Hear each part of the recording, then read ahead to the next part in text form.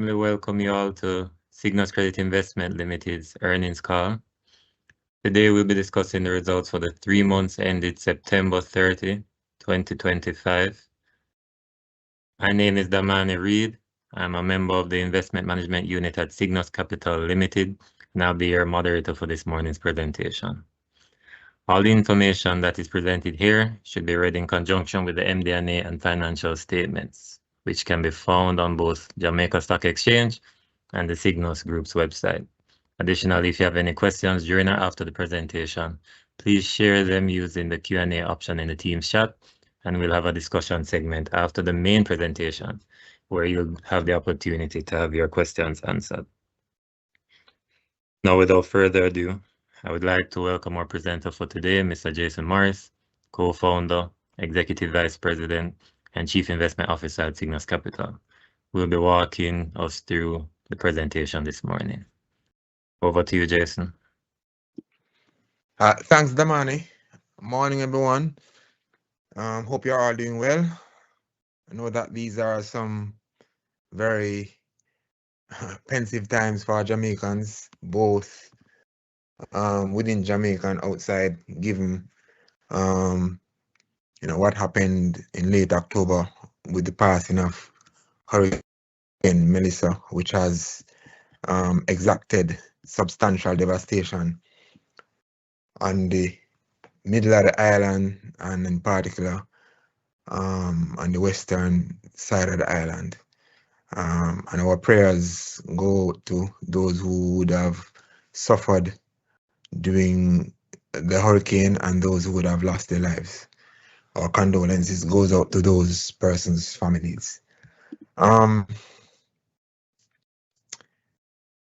As part of, so even though this is an earnings call for SCI, SCI has substantial or significant operations through its investment manager in Jamaica, and of course, a part of SCI's portfolio is also to entities that operate in Jamaica.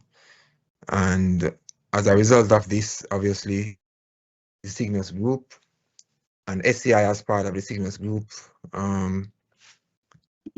has committed to provide assistance to those who would have been affected, to help in the recovery. Every contribution makes a difference. And so SYGNUS overall has committed to an initiative where we are seeking to raise $375,000 of which SYGNUS and its affiliate entities, including SCI, will be contributing, or has already effectively contributed $100,000 from that amount. We have another one of our partners who is also a client of SCI who would have contributed $120,000. So we are going through this process of trying to really see, as an investor who invests within the community of Jamaica, how we can play our part and our role to ensure that we contribute to the recovery process. I think this needs all hands on deck, so to speak. Once this presentation is posted online, for those who are so minded, there's a link that kind of explain what our strategy around providing assistance is. So you can follow up on that at a later date. Now, to get into SCI's presentation proper, where we are evaluating the results for the first quarter ended September 2025. Just want to highlight 6 things, as is our norm, that would have influenced or represent an outcome of the financial results. The first one is that from a financial performance perspective, SCI would have generated an annualized return on equity during the quarter of 16.7%. And this is higher than the minimum threshold that we are targeting of 10% for the period. Second thing I want to look at is the Puerto Rico business. As we would have stated maybe for the past 6 quarters running, that as the business is scaling, Puerto Rico is a very important part of the growth and expansion that SCI is currently at the very beginning of. And since Puerto Rico would have been reorganized or transformed back on July 1, 2023, that company has generated cumulatively $10.33 million US dollars in net profit, which, you know, by and far exceeds multiple times the amount of net profit generated in the entirety of all the years prior to this reorganization. So that just speaks to the growth trajectory of the company, which on average is on track to do in or around a minimum of $4.5 million per year in net profit. That's what it has been doing so far. So that's a good performance, and we expect this to actually scale as over the next 18 to 24 months. The return that SCI has been generating since the reorganization and the Puerto Rico business is 20.8% return on invested capital, and this is a solid justification for why SCI would have done the acquisition in the first place, and why SCI, subsequent to doing the acquisition, would have increased its equity stake in the business, own 95.58%. And, in upcoming periods, SCI will continue to invest in the business because, simply put, the business is generating a substantially higher return on the dollar per investment in Puerto Rico than in SCI proper itself. So, that's a financial transaction that makes a lot of sense. In terms of deployment, overall, the platform would have deployed 17.84 million for the quarter, and this, of course, includes both SCI and Puerto Rico, with Puerto Rico being responsible for the majority of the deployment. Later on in the presentation, we show you what SCI itself actually did. And in terms of investment exits, we would have exited 22.39 million during the quarter, and the majority of the exits were due to SCI. SCI did about 19 million plus, and I'll show you that in a separate slide later when we're focusing on SCI proper. And SCI would have, since inception, only crystallized 0.2% on an annualized basis in terms of losses.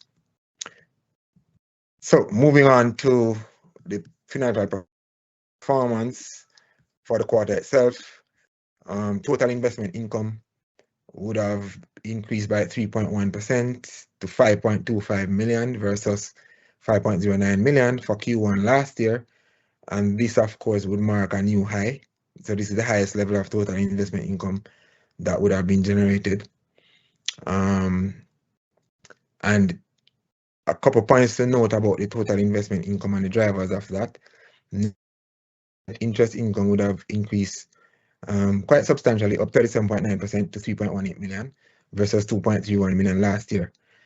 And however, the Puerto Rico Credit Fund investment income, which would be generated from the profits generated from Accrescent at the bottom of the pyramid, would have been 1.91 million. So it's an increase, but it wasn't as high as the 2.67 million generated for the similar quarter last year. And when we get to the slide that details out the revenue performance of, or the contributing performance of the Puerto Rico business to SCI, you'll see that effectively market multiples would have been the main driver of why we got 1.91 million this time versus 2.67 million for the similar period last year. And the company would have generated slightly less net profit than the similar period last year, even though the business would have generated,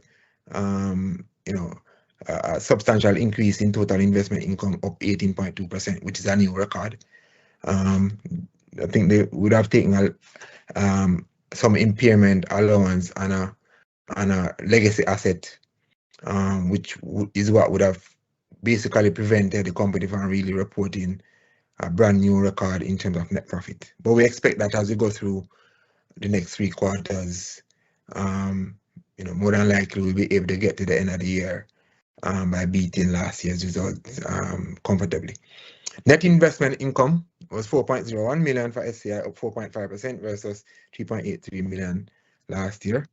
And of course, net profit came in at 3.18 million, down 35.5% versus 4.92 million for the similar period last year. However, if you recall, in Q1 last year, the net profit figure would have included a 1.01 million in fair value gains, which at the time I had said that the substantial increase in fair value on the private credit investment companies that are carried as fair value to the income statement can be very volatile. I think last year this time what happened, the Fed would have reduced interest rates, I think, for the first time in a very long time, and the market began pricing in substantial future reductions in rates, and that caused the value of those assets to skyrocket, which at the time I said that more than likely this figure is going to reverse at some point in the year, which it eventually did, I think in the quarter following. So even though we have 3.18 million, the 3.18 million versus the 4.92 million last year, the 3.18 million is a better quality of earnings because of that big jump that we saw in the fair value last year, which this year is actually a 495,000 fair value loss. So net there's a $1.5 million swing in the difference between the fair value recorded last year for the same quarter versus the fair value recorded now. And of course, that is what was a major driver for the difference in profit. Also, we would have had some recognition of impairment allowance relating partially to a stage 2 asset, but also partially to forward-looking assessment of the effect, early forward-looking assessment of the effect of Hurricane Melissa on ECL at the time that we were doing the assessment, well, preparing the financial statements. So net earnings per share was 55 cents versus 85 cents last year, and dividends per share that was declared during the quarter and paid subsequent to the end of the quarter was 0.0017 US cents versus 0.0028 US cents, which amounted to 1 million US versus 1.6 million US for the similar period last year.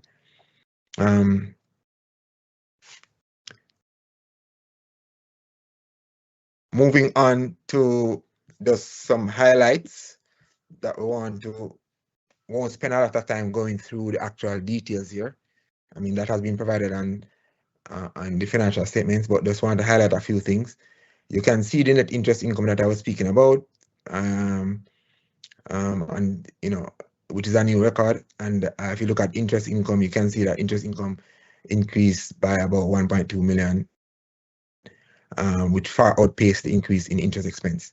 And this would have been driven by a number of private credit instruments, which SCI would have actually exited during the Q1 September quarter. Also see where I'm highlighting the Puerto Rico credit fund investment income and the difference between last year and this year. Other thing to look at there is the fair value loss of 495.4 thousand versus the gain of 1.01 million, which I spoke about on the other page, and you can see that the difference between those two things is 1.51 million. And that's the reason why I'm saying, from a quality of earnings point of view, even though net profit is lower, the quality is a better quality because it doesn't have a lot of that volatile. In fact, the volatile revenue item is actually an unrealized loss. And of course, I spoke about the impairment allowance of 497 versus 52,000.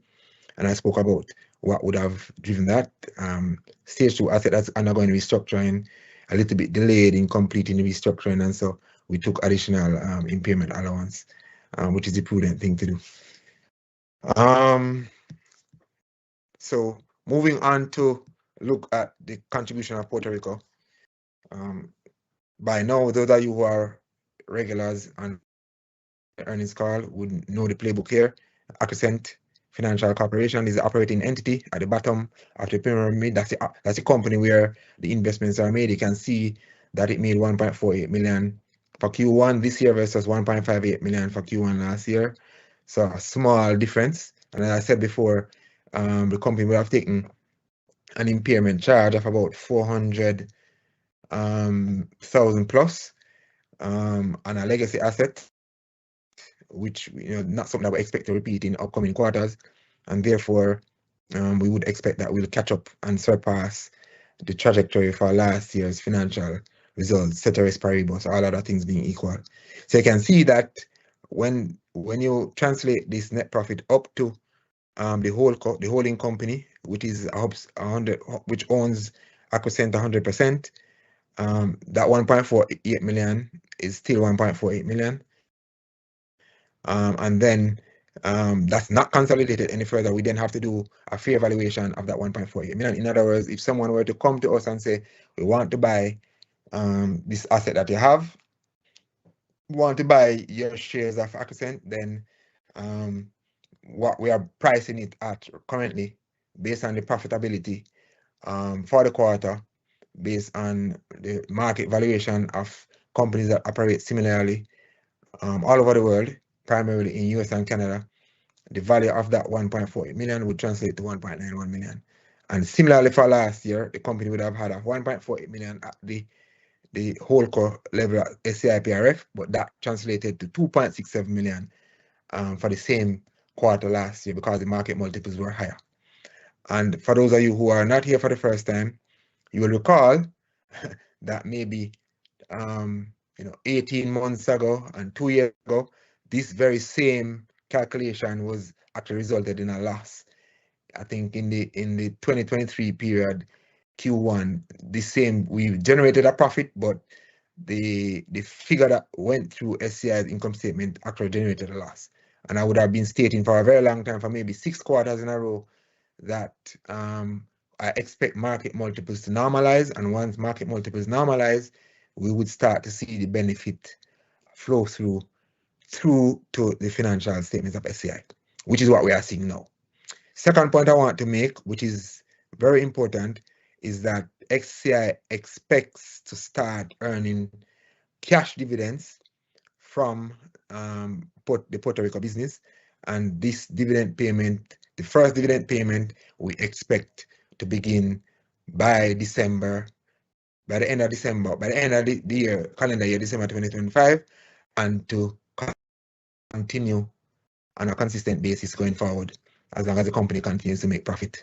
And obviously, the more profit the company makes going forward, the more that dividend will be. So, like I've been saying for quite a number of quarters now,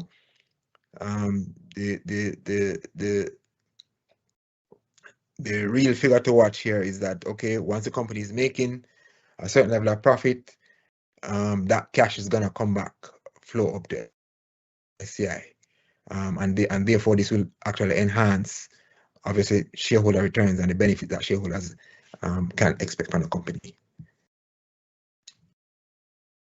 We won't spend a lot of time on the next 2 slides. From an efficiency and management expense ratio point of view, efficiency, which is from an efficiency point of view, for every dollar of revenues generated, how much of that goes out as operating expenses. This is now 23.7%, which is very low. It's well below the threshold 40% benchmark to international best practice, and so the business is being quite efficient as to how it converts revenues, how much of revenues is lost to operating expenses.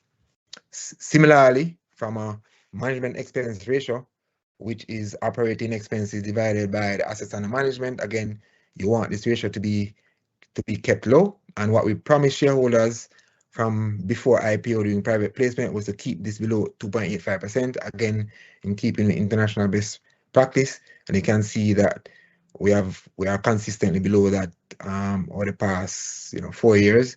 And we are now at one of the lowest levels we have been in for some time during Q1. From a balance sheet perspective, shareholders' equity was 75.35 million, down marginally by 2.2% versus 77.02 million in Q1, but higher than the ending figure at the end of the financial year, higher than the audited figure of 73.17 million. And the main driver why shareholders' equity would have gone down slightly, again, it really has to do with that big swing in the fair value that I spoke about on earlier slides. So effectively, we would have paid out 2.6 million in dividends from the similar period from Q1 last year to Q1 this year. In terms of being recognized in the financial statements, the 1.6 million in April and then 1 million that was recognized at the September quarter for the October dividend. However, the net profit that was made was 3.3 million MASH versus the 4.9 million that was made for the similar quarter last year. So because we didn't make as much profit as last year, obviously it means that retained earnings, the change in return earnings would have been a smaller change, and this meant that the shareholders' equity would have gone down marginally. But with that being said, overall equity that SCI has as a company is now 106.89 million. The way you get this figure is if you adjust for the fact that SCI has some perpetual preference shares, which when you're doing covenants or checking ratios, you need to add this the perpetual preference share to the shareholders' equity to get effectively what's the total equity base of the company. You're talking about 106.89 million for a company that began operations nearly 9 years ago. That is pretty phenomenal, I'd say. And this is important in the context of, okay, we would have gone through COVID-19 in 2020, which lasted with us for maybe 2.5, almost 3 years. And now, Hurricane Melissa, we are facing a little bit of issue in Jamaica. Well, not a little bit of issue for Jamaicans, right? It's a big, massive issue, but for the purposes of earnings call presentation, it's not a major issue for SCI. I mean, we have exposure, and I have a slide that I'll go through what the expected impact on SCI. But I just want to make the point here that the company's balance sheet is quite healthy and strong, and in managing the balance sheet risk in a particular way, and we got through COVID-19 environment, we'll also manage this pretty decently, I would think.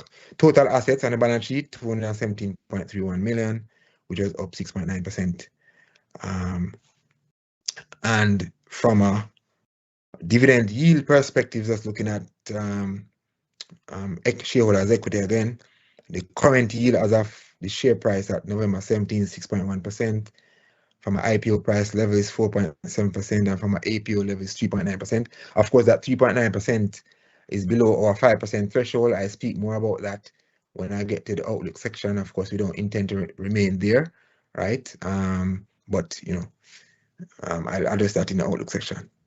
Balance sheet KPIs, again, looking at the balance sheet of SCI, debt to total assets. So we measure a couple of KPIs which are benchmark against international best practice. Debt to total assets, our limit is to be less than 0.5 times. We're at 0.44 times. So below the threshold. Asset coverage ratio, we expect to be above 1.5 times. We're at 1.94 times. And the reason why we are below 2, because if you go and look at the audited financial statements, our asset coverage ratio was actually 3.05 times, which is almost, well, twice what the target threshold is. And what really happened here is that during the Q1 quarter, we exited a lot of investments as 19 million mash, right? Would have gotten back as cash, and that cash is actually sitting on the balance sheet and are sitting in credit lines that we would have used some of that cash to pay down close to the end of the quarter. So we haven't redeployed that cash as yet, and because of that, it means that we have less assets to use in the computation of asset coverage ratio. And for those who don't know what asset coverage ratio is, it's basically looking at how many assets do you have on the balance sheet that you could convert to cash and use that cash to then pay down debt in a worst case scenario. So it's always important for us to maintain like a ratio above 1.5 times, because that says that we have enough assets that we could convert to cash to pay down our debt, which is why, as you'll see, and the next metric, which is net debt to total equity, we are not heavily levered. We are one of the lowest levered financing entities, in the space at 0.9 times leverage. And what this really means is that, again, because we don't have a lot of debt on the balance sheet, no matter the economic scenario, we can withstand it, which is the same thing that we said when COVID-19 came about in 2020. Because we are managing the company with a very low debt level, then we can navigate any type of environment. And the reason why I'm stressing on these things is obvious, right? Because Jamaica is hurting, and people are going to want to know, well, what is likely to happen with SCI's private credit portfolio. So I'm just heading off those questions from early to say, hey, the company has a very low leverage, very optimized balance sheet to prepare for any type of situation. Non-performing investment ratio 0.6%, well below the 5% target threshold level. In terms of investment activity, portfolio was at 195.71 million. Of course, this includes the equity stake in the private equity business, the private credit business in Puerto Rico, which is not consolidated all the way up in the SCI. The private credit business in Puerto Rico is that balance sheet is about 120 million US dollars, but that's not consolidated up, right? Portfolio company investments 39 versus 37, similar period last year. New investment commitments 4.1 million versus 6.3. So we didn't do a lot of business. Normally, I think the September quarter is sometimes lumpy. What I can say to you, though, is that all that cash that we would have exited and gotten back, all of that cash is already accounted for in terms of new investment commitments, which obviously are being deployed aggressively during this quarter, especially given the ravages of Hurricane Melissa. We are seeing tremendous demand, both from existing portfolio companies, but also from those new clients, new transactions who are looking for capital to provide businesses and services and to help in the reconstruction and recovery effort. So even though it's a crisis, it's providing new business opportunities for SCI. Portfolio yield declined to 15% versus 15.3, and we expect that the yield is gonna continue drifting downwards as we expect central bank to eventually reduce interest rates to help with the recovery to the hit that the Jamaican economy will take. Average tenor still pretty low, below 2 years, 1.5 years versus 1.4, not much change there. And spoke about the dry powder already, 10.53 million that was on the balance sheet, and we had 8 million mash that was off the balance sheet. So on a net basis, the available dry powder as at the end of the quarter was 19.01 million. And like I said before, majority of that dry powder has already been pretty much utilized or accounted for. Let me say it that way. In terms of getting access to additional dry powder, I will speak more to that in the outlook, but we are exploring quite a number of different financing opportunities with international financing partners, and as well, SCI is seeking to be a sponsor of another private credit business, which will bring new financing from external parties. So we are looking at quite a few. One thing I want to highlight is that during the quarter, SCI would have successfully extended maturing preference shares that would have that mature in December, or would have matured December at the end of December 2025. They were extended for additional 3 years. They were a J dollar Class C preference share and a US dollar Class D preference share in an amount of 9.97 million and 16.78 million, respectively, in US dollars. Now extended to December 2028, and we did so by getting preference shareholders to agree to reducing the rates. The J dollar rates went down by 65 basis points to 9.85%, and the US dollar rates went down by 50 basis points to 7.5%. So we will see the benefits of that reduced interest costs in SCI financials as we go through the second half of SCI's fiscal year results in 2026. Now to risk management. I'll spend some moments here just to give you a bird's eye view of what our initial assessment of Hurricane Melissa is. What we have here are the 4 industries that were directly impacted. We have 2 portfolio companies in food distribution business with a value of 10.29 million. In the telecommunications industry, we have 1 portfolio company, a small figure, 868.3 thousand. In the hospitality sector, 2 portfolio investments, 5.27 million, and in manufacturing, 1 portfolio company, 3.62 million. So in sum total, this comes to 20.1 million, or 12.7% of SCI's overall of SCI's portfolio, right? What we have obviously had, initial meetings with all of these companies just to try to get to understand what's their strategy, and have they activated their BCP, which all of them have. So everybody have activated the business continuity plan. Many of them have already filed insurance claims, and these insurance claims would include parametric insurance, which basically just means a set insurance that is triggered and that gives you a particular payout based on certain predetermined triggers. You have property insurance, consequential loss insurance claim that have been filed by companies in respective industries to try and get some cash to assist with their rebuilding efforts. Companies will have also activated or are in the process of activating financing plans to undertake recovery, reconstruction, and rebuilding so that they can normalize the operations. Of course, on a case-by-case basis, just like what happened during COVID. So we have a playbook that we would have used during the entirety of the COVID-19 pandemic. So we roll out that playbook again. So on a case-by-case basis, SCI, of course, stands ready to provide support as necessary to portfolio companies that reach out to us who need assistance. And this assistance will obviously come in various forms. Some companies will need working capital support.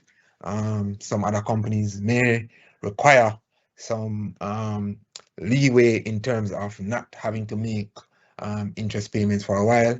And of course, this is what would have happened during COVID, and this is a unmitigated disaster.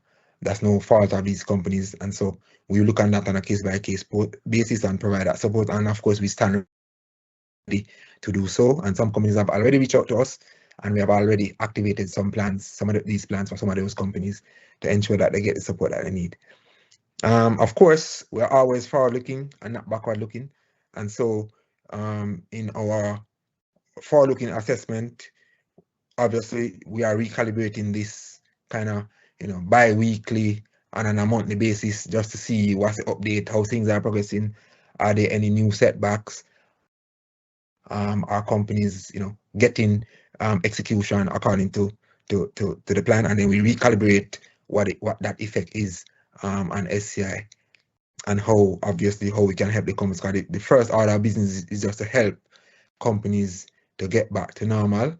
Of course, there are many people who are suffering in multiple communities, and so businesses have to get back to doing business while we help support the communities who are so severely affected. Because by getting back to normal operations, it means that these are jobs that people can have, because people need to be able to rebuild homes, they need children that need to go to school, they need to be fed, etc., etc. And so the only way that this can work is for everybody to pull together, including businesses getting back to normalize operations. So from a portfolio resilience, I want to highlight that 77.6% of the 20.1 million, or 15.6 million, of the directly affected portfolio companies are actually what we call sponsored portfolio companies, which basically just means that these companies are part of a large group, or they have more than one sponsors. And what this typically means is that these type of companies normally have better financial firepower, as well as organizational support, which gives these companies a substantially better chance of recovering much faster than companies that are not sponsored, right? And therefore, they can react much faster to event risk of this type. And we saw this during COVID-19 pandemic. And I think if you were to go back on SCI's and SYGNUS's website and look up the earnings calls that we have done, and the reports that would have released during the COVID-19 pandemic, you would have seen where we would have mentioned the same term about sponsored portfolio companies, and the fact that we had more than 3/4 of the companies at the time that were sponsored. And that's one of the things that helped SCI to navigate through the COVID-19 pandemic by actually, outside of the one hit that we took at that time, we would have actually hit a record financial performance during that time. So just want to highlight that. On the other side, right? So that's the risk. On the other side, 7 million or 4.4% of the portfolio companies, obviously these are Jamaican firms, were positively affected by the passage of the hurricane, just because of the type of business that they are in. So they would have seen substantially increased business activities and increased demand for their services to be utilized in the rebuilding and recovery efforts. And many of these have already reached out to us for additional working capital to expand their businesses, to bring in new inventory, new raw material, etc., to monetize on these opportunities. And we also see substantially strong demand from portfolio companies who either were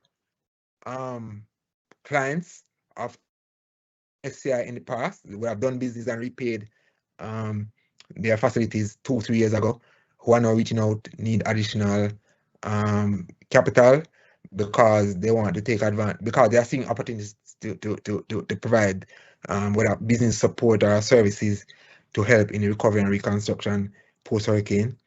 And so what we are saying is that we are seeing a lot of demand for flexible capital due to the passage of hurricane. And in fact, we are exploring a facility with an international financial institution. Hopefully it comes through, knock on wood, that we could dedicate to the rebuilding efforts in Jamaica. Because, you know, in times like these, capital is a very precious thing. So we're working on that as well. Hopefully we can get that approved. And if that is approved, then we'll provide that information as soon as that becomes material non-public information to shareholders. Just looking at the risk management chart from a balance sheet ECL charge, you will see that the balance sheet ECL ratio would have gone up to 2.4% at the end of Q1, September 2025. Still below the 5% kind of target threshold. However, the majority of this increase would have happened at the end of the financial year, where we would have taken a substantial impairment charge, as I would have discussed during the earnings call for the audited financial statement ending June 30th, 2025. And that would have increased a little bit during the Q1 quarter because of the ECL that would have taken as a initial forward-looking assessment for Hurricane Melissa, along with the delay that I spoke about to one stage 2 company that is undergoing restructuring. other point to make here, I think I would have made this point up before that, in the history of SCI, the crystallized, realized, so what would have been ECL in terms of realization is 0.2% of all the capital that we have deployed on an annualized basis since inception. And that the non-performing investment ratio as at the end of the quarter was 0.6%, well below 5% threshold. From allocation per industry, not many changes there. You can see that the company is very well diversified across multiple industries, over 20 industries when you incorporate the portfolio in Puerto Rico. And from exposure by region, you can see that Puerto Rico is the majority at 37.5%, and there is Jamaica at 26.2%. And I would have spoken about the direct impact on the overall portfolio, which I would have mentioned that figure earlier on in the presentation, that it is 12.7% of the portfolio that is directly affected. And then I gave the figure of those who are, that's negatively, and those who are positive effect was about 4.1%. So now to finalize with the outlook. So I want to spend a few moments here. The first big picture item here is that from a strategic perspective, growth opportunity and scaling of the business, we have set a new target, which is to get the overall platform for private credit that SCI has to 500 million US over the next couple of years. I would say between, in under 3 years, we want the portfolio substantially under within 2 to 3 years, we want to get to 500 million US in terms of a private credit portfolio. And to get to 500 million, we're going to have to do two things, obviously. One of the big things that we're going to have to do, we're going to have to expand the private credit business in Puerto Rico, or to scale that business. And we spoke about the growth in that business and the returns that business is generating. And so one of the things that we're going to have to do there is to, and we spoke about the dividend that business has started, is effectively going to start paying before the end of this calendar year. And so one of the things that we're going to have to do there, obviously, that business has a large credit line of 100 million. We want to expand that credit line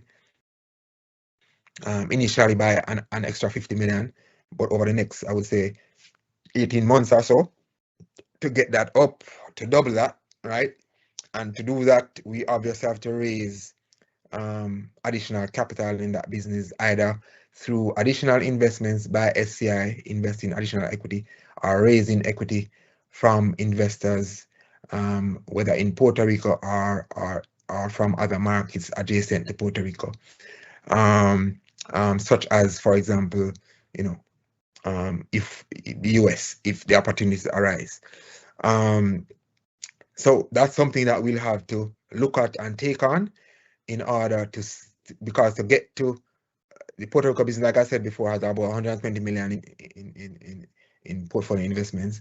So obviously we are looking to, we need to double that if we want the overall private credit portfolio for SCI to be 500 million. Then Puerto Rico business need to be, like 250 million, and then you have the other side being 250, and in a base case scenario, right, to get to 500 million in terms of portfolio. Because the actual portfolio that SCI has right now is about 175 million, thereabouts. When you if you take out the value of the equity value of 1%, which is about 30 million. So we are working assiduously on that, right? And to do this, we'll also have to perhaps look at how the Puerto Rico business do another reorganization of itself to allow for investors for it to actually raise capital in a manner that is conducive to how investors from the Puerto Rico market would, or from mainland, want to deploy their capital. So as currently configured, the business isn't configured for investors to actually invest. And so that's one of the work that we have doing at the moment to kind of just create that organizational structure so that Mary J. or John Brown or institution A or institution B can come and say, I want to invest 10 million, 20 million as equity in the business. That will then allow the business to use that equity capital to tap increased credit lines, and then that's how the business grows and expands, right? So we have started to do that, and we'll provide more information on that as we go through time.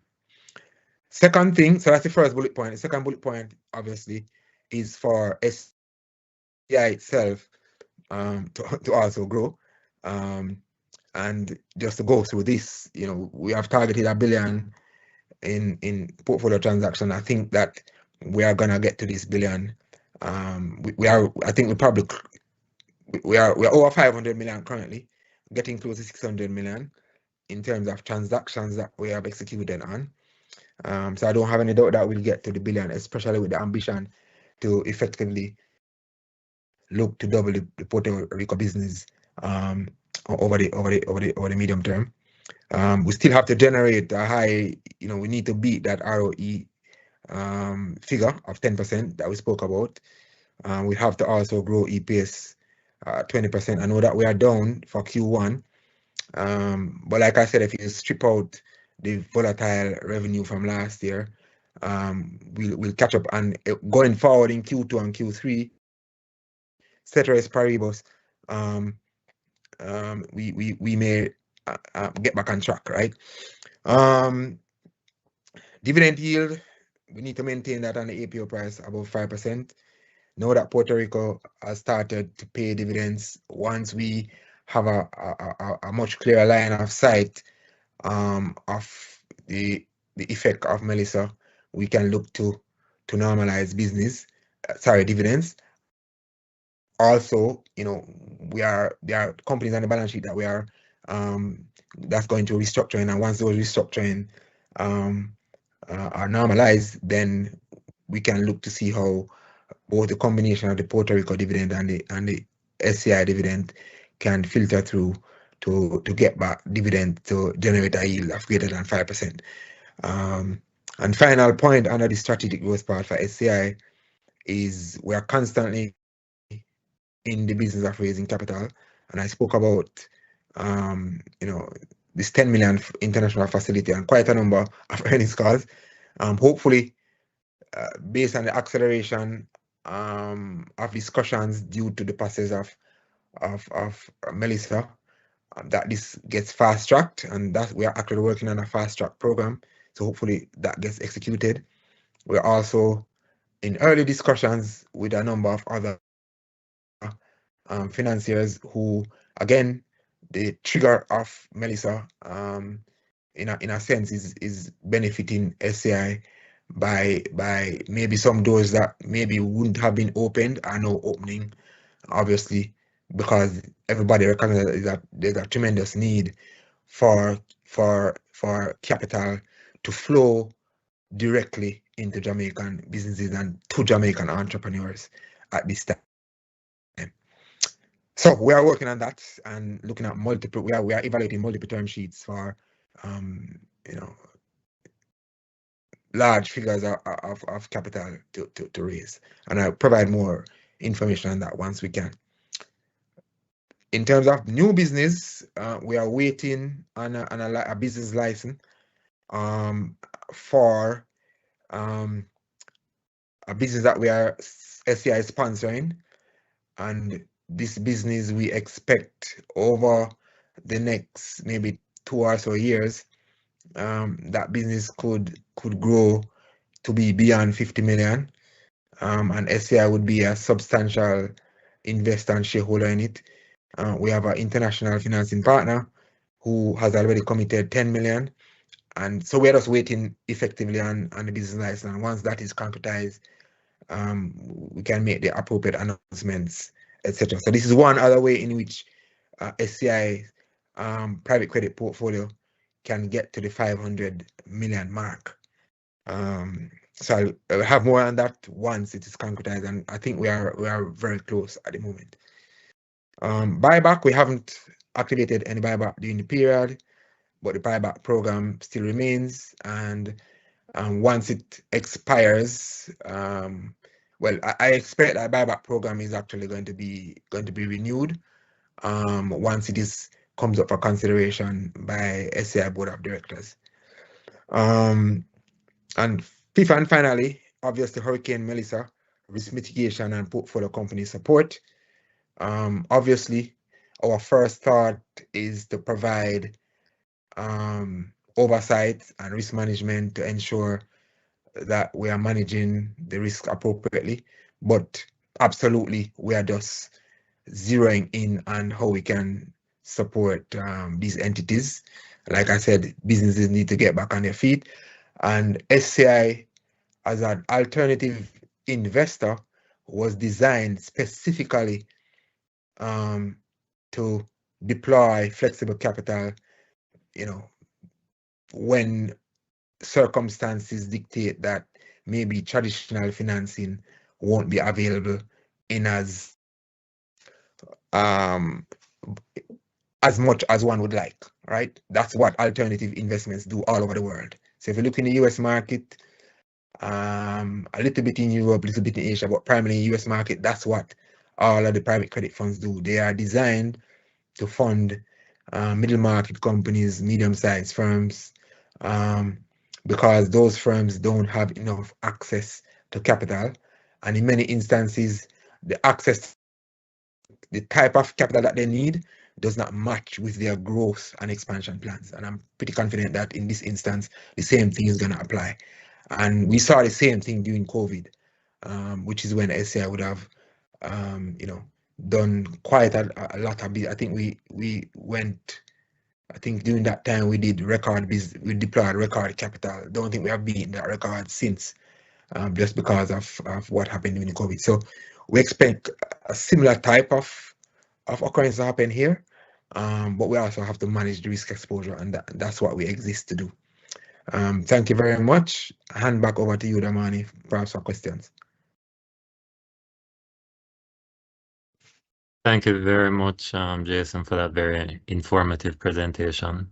I'm sure, listeners, investors, analysts alike appreciate the clarity and the context that you've brought to our performance and trajectory. We'll just jump straight into the question and answer session as per usual. I already see some very good questions from some usual suspects. But I guess just before we jump into those, I'll take the opportunity to remind everyone on the call, on YouTube and the Teams chat, that you can use the question and answer option to ask any of your pertinent questions. So let's get here. So first question is, SCI had 10.53 million in cash dry powder and US 8.48 million in undrawn revolving credit lines at the end of Q1. Do you expect to fully deploy a good portion of the dry powder in the current quarter based on your deal flow and the current economic reality after Hurricane Melissa, where funding will be needed to rebuild? So very good question, right? And I could, let me see how I should answer. What I would say is that all of that money has already been committed, like fully. So in terms of the actual cash going out the door, as you know, there are some transactions where the funding is on a drawdown schedule, and so you don't send all the cash at once, but the 19 million is fully committed. We actually need new capital, and of course, you know that we have multiple channels through which we can raise capital, and what I can say is that those levers have already been activated, and so we have additional capital that is coming in, because 19 million is a drop in the bucket relative to the demand that we have seen and that we are seeing. And I'm not talking about from portfolio companies who need working capital support that exist on our balance sheet and then need help from us. I'm talking about just what exists in the market, just like, you know, the volume of demand from businesses and entrepreneurs that need flexible capital to just operate and do business. So we have already activated those levers and have additional resources on hand. Well, effectively, certainly before we end the quarter, we have additional resources on hand to meet that need. So a follow-up question to that is stock prices on the Jamaica Stock Exchange have trended down since Hurricane Melissa as investors seek to stockpile cash, and this would have invariably affected SCI stock price as well.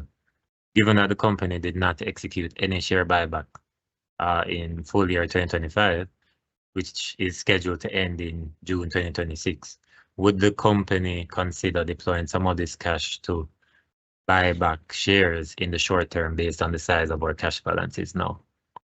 So good question. That's an interesting question, right? So at the moment, to be honest, just based on where we are looking at the business today, speaking to you, the first priority is to deploy capital to businesses that need it. Just because even though buying back shares at a steep discount makes a lot of sense from a financial engineering perspective to increase earnings per share, and then when we are paying out dividends, for the dividend per share to be substantially higher for investors who are still holding the share, because it's more money to be divided among less shareholders. We still think that the first priority is going to be to push as much capital as possible into the Jamaican businesses that need it. Obviously, we also have businesses across the rest of the Caribbean who, you know, Christmas is around the corner, etc., and people are constantly doing stuff. So SCI is invested across, you know, a lot of Caribbean territories, and even though Jamaica has tremendous demand, there's one particular Caribbean country that probably is rivaling Jamaica in terms of sheer size and demand of transactions, in terms of appetite, right? So yeah, we have to dry powder is rationed at the moment, and so I never say never, because if the stock price goes to just some absolute ridiculous level, then it might make sense for us to, based on how many shares we can buy back with the amount of money, makes sense for us to do so. So I'm not ruling it out. I'm just saying the first priority is to ensure that the communities that we are living, because, you know, the SYGNUS team is majority of the SYGNUS team is sitting in Jamaica. So we have to ensure that the communities that we live in and the businesses that operate there have a very good chance of getting back to normalization as fast as possible. So that's how I'll answer the question. Thanks for that, Jason. So for this next question, you've actually just touched on a little bit of it, but it's a two-part question, so I'll ask both. So what's the demand been like from Jamaican clients in light of Hurricane Melissa's recent impact? That's part one. And part two is, has there been a delay in some planned transactions due to the hurricane impacting the reality of the deal, or have clients reached out asking for some restructured terms or additional cash to navigate this period? So a combination of all of the above, right? So first of all, in terms of the demand, I don't think we have enough capital.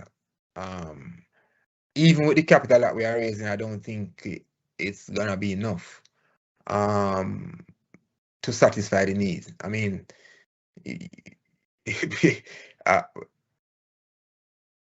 there's an entire, for example,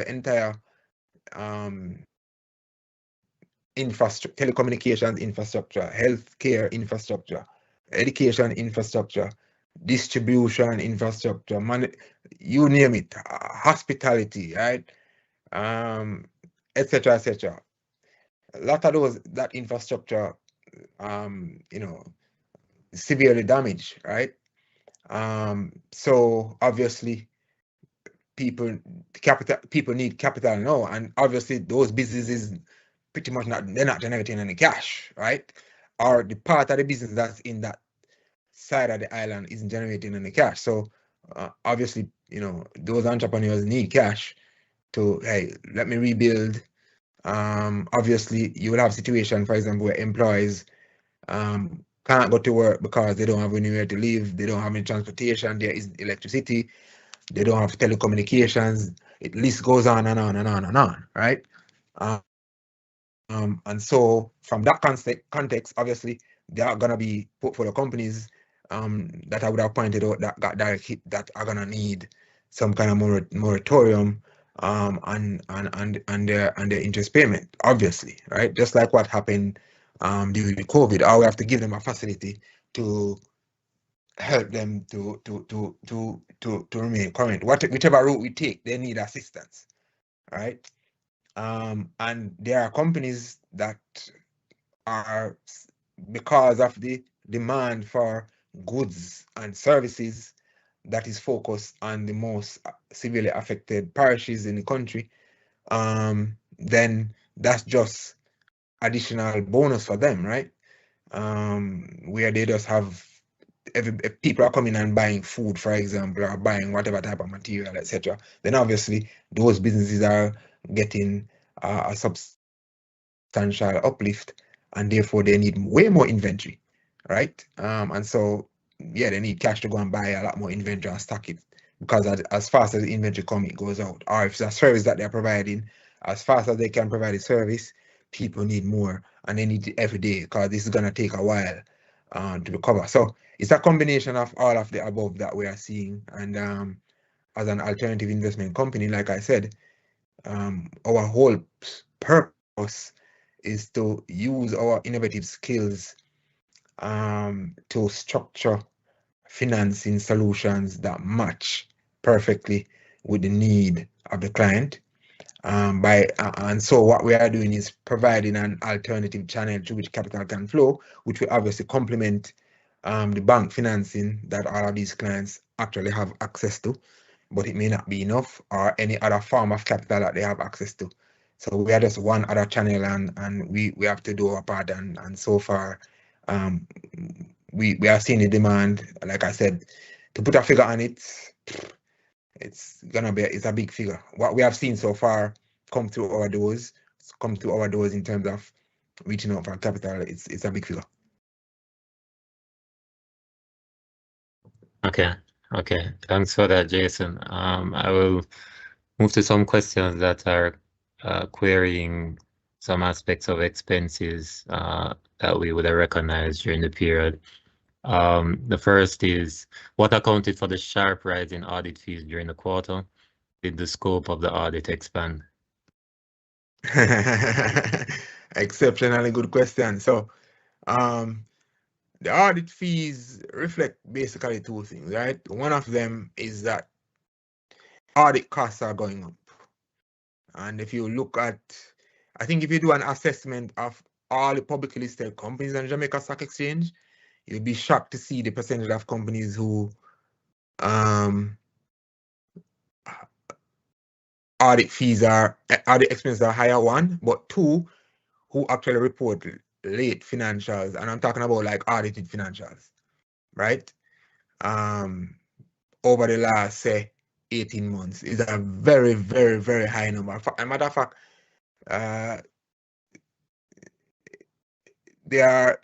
so the audit industry having a challenge where many audit firms, audit teams are being whisked away by more developed countries, and so as a result of that, the cost to the auditors are higher, and obviously they're going to pass on the cost, right?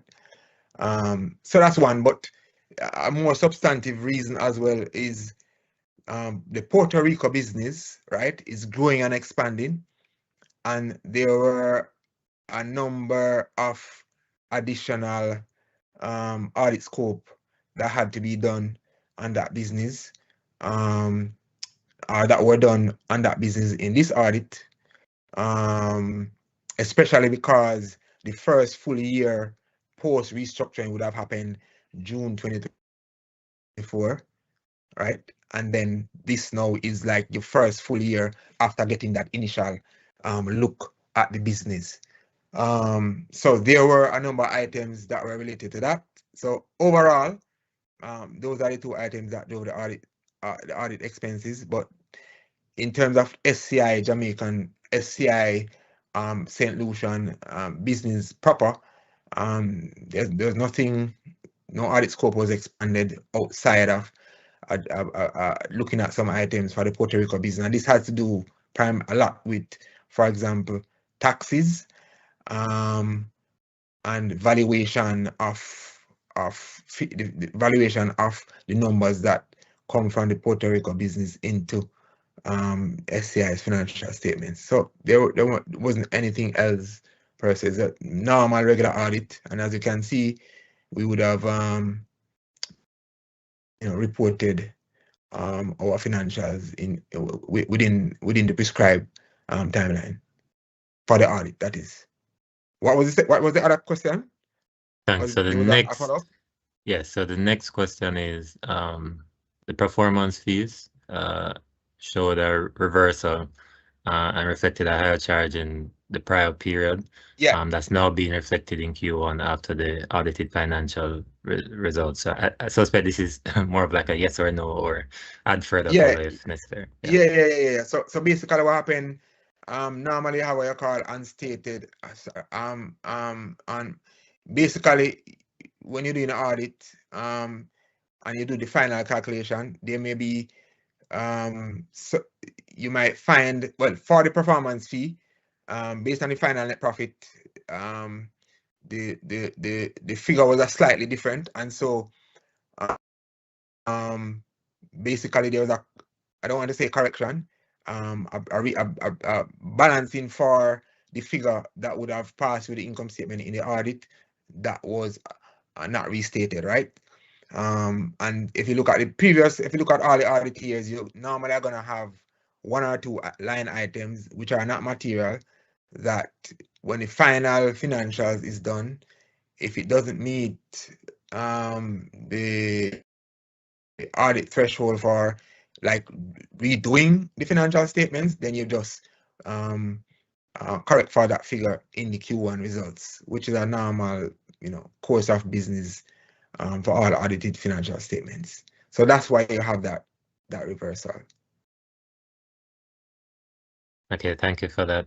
And just a few more I'm seeing here. So one, with respect to the Puerto Rico business, what's the outlook looking like in terms of forward performance for demand in that market? Okay, so good question. So Puerto Rico business is actually executing quite a number of very innovative and transactions. As you know, Puerto Rico is an economy that has certain tax benefits for, like, people who are residents, or you get a substantial tax benefits, right?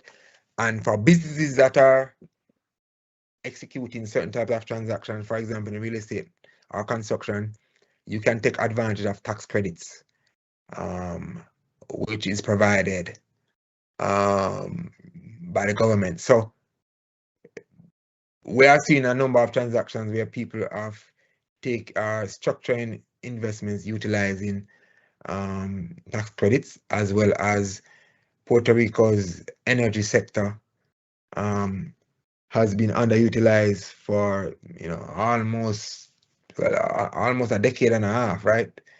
If you remember, Puerto Rico was actually in default for like 15 years, and they came out of that pretty much the same month with that SCI went and bought and acquired Accrescent Financial in Puerto Rico in 2022.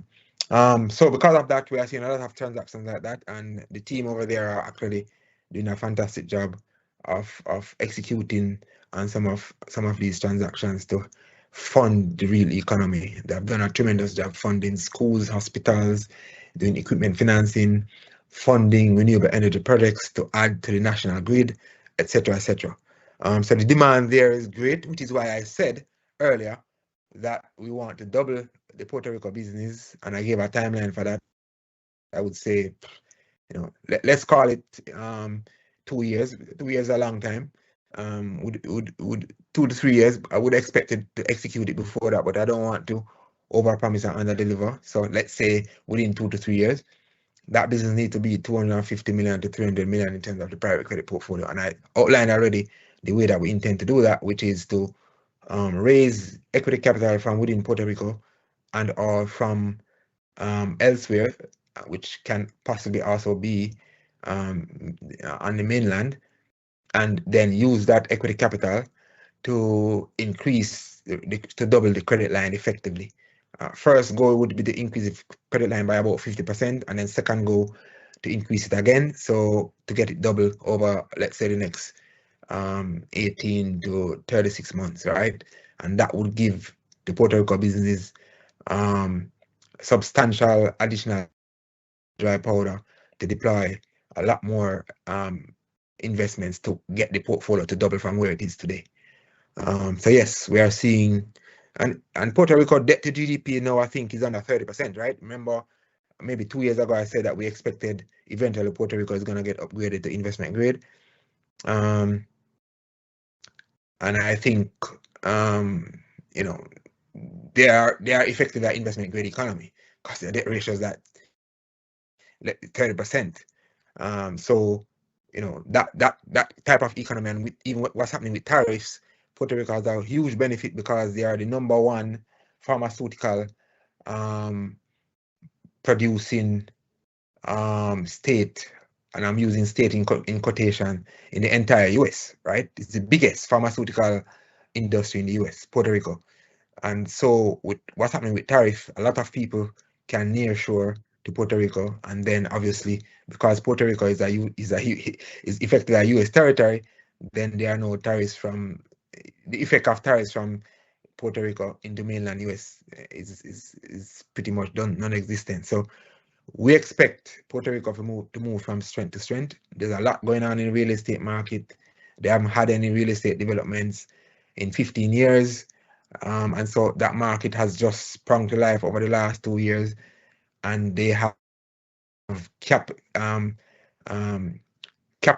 from the US government, about 50 billion or so, that's earmarked for the next 5 years to fund infrastructure development. So we expect that economy to grow from strength to strength next 3, 4, 5 years on a continuous basis. So it's a market that we love, and that's the reason why I'm saying that SCI will continue to invest in the Puerto Rico business, invest in equity, based on the return that we are getting, and the fact that that business is gonna start paying SCI dividends. So cash flow will start coming back to SCI, which flow clearly directly back up to SCI shareholders. So we're happy about the business.